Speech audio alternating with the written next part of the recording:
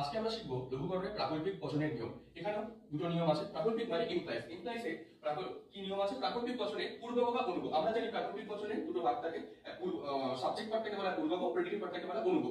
যেরকম পূর্বক বা অনুগো যদি সত্য থাকে তাহলে পূর্বকটিকে বর্জন করতে হবে। তাহলে ব্যাপারটা কিরকম? যদি থাকে p ইমপ্লাইজ t, পূর্বক হচ্ছে p, অনুগো হচ্ছে t, আমাকে p টাকে বর্জন করে t কে নামাতে হবে। আবার যদি থাকে t ইমপ্লাইজ p, সেখানে আমরা করতে হবে কি? পূর্বক হচ্ছে t আছে, t টাকে বর্জন করে p কে নামাতে হবে। ঠিক তেমনি যদি আবার ফলস থাকে, পূর্বক বা অনুগে মিথ্যা থাকলে অনুগকে বর্জন করতে হবে। অনুগটাকে বর্জন করতে হবে পূর্বকের নিষেধ, এটা মাথায় রাখতে হবে। পূর্বকের নিষেধটাকে গ্রহণ করতে হবে। নিষেধ মানে নেগেশন। তাহলে কি করতে হবে? যদি থাকে p ইমপ্লাইজ f, সেখানে আমরা কি করতে হবে? প্রথমে নিয়ম হচ্ছে অনুগকে বর্জন করতে হবে। অনুগ মানে f, f টাকে বর্জন করতে হবে। পূর্বকের নিষেধ মানে পূর্বকে p আছে, সেটা নিষেধ মানে হচ্ছে নেগেশন p, এটা নামাতে হবে।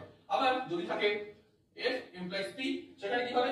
পূর্বকের নিষেধ নেগেশন f, অর্থাৎ t নামবে। চলো আমরা প্রত্যেক দিনের মতো একটা অঙ্ক করে দেখি। বন্ধুরা, আমরা একটা অঙ্ক নিয়ে নিয়েছি প্রত্যেকবারের মতো, যেটা মেইন কানেক্টিভ বা মূল সংযোগ, সেখান থেকে দুদিকে রেখা টেনে নেবো। এতদিন আমরা p ধরে পড়েছি, আজকে q ধরে পড়বো। q এর মান একদিকে ট্রু, একদিকে ফলস ধরে নেবো প্রত্যেকবারের মতো। এবার যেখানে যেখানে q আছে এদিকে সেখানে সেখানে ট্রু লিখবো। p implies p dot p implies t, এদিকে ফলস লিখবো। p implies false dot p box bracket implies false। আমরা যেরকম শিখেছি যে এখানে ট্রু আছে, লিখতে হবে এখানে অনুগতে ট্রু আছে। আমরা জানি ট্রু থাকলে সেখানে পূর্বকে পুরোটা বাদ দিতে হবে। তাহলে এই পুরো পোরশনটা বাদ হয়ে গিয়ে টি নেমে যাবে, হয়ে গেল।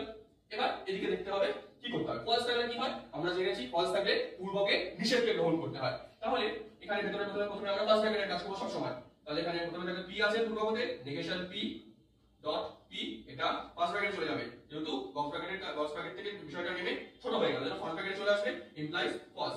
আবার এখানে ফলস পেয়েছি, তাই পূর্বকতে ছেড়ে আবার নেগেশন আসবে। Negation bracket negation p dot p bracket close, হয়ে গেল। এবার এখানে খুব ইম্পর্টেন্ট জিনিস, যেটা বাইরেও নেগেশন আছে ভেতরেও নেগেশন আছে, এটা খুব ভালো করে আমাদের বুঝতে হবে। আবার আমরা লেখা আনবো, যেহেতু এখানে আমার ট্রু ফলস কিছুই নেই, এখানে খালি p আছে, p কে একবার ট্রু, p কে একবার ফলস ধরবো। নেগেশনটা মাথায় রেখে কাজ করতে হবে। Negation negation true dot true, এদিকে negation negation false dot false. ভেতরে নেগেশন কি আছে তাই জন্য আগে আমরা ফলস করে নেব, ফলস ডট ট্রু, এদিকেও করে নিই ট্রু ডট ফলস। এবার আমরা ডটের নিয়ম, আমরা সেখানে কি করতে হয়? সত্য সংযোগে বর্জন করতে হয়। নেগেশন ফলস নামলো, নেগেশন ফলস মানে কি? ট্রু। এদিকেও নেগেশন ফলস নামলো, নেগেশন ফলস মানে কি? ট্রু। এইবার আমরা সব জায়গায় ট্রু পেয়ে গেছি, তাই এই বাক্যটি সত্য মূল্য হবে স্বতঃসত্য। আশা করি আপনারা ইমপ্লাইজের নিয়মটি বুঝতে পেরেছেন। এইরকমই ফিলোসফির বিভিন্ন দিক, লজিক সহ বিভিন্ন দিক জানতে সাবস্ক্রাইব করে আমাদের চ্যানেলটি লাইক করবেন।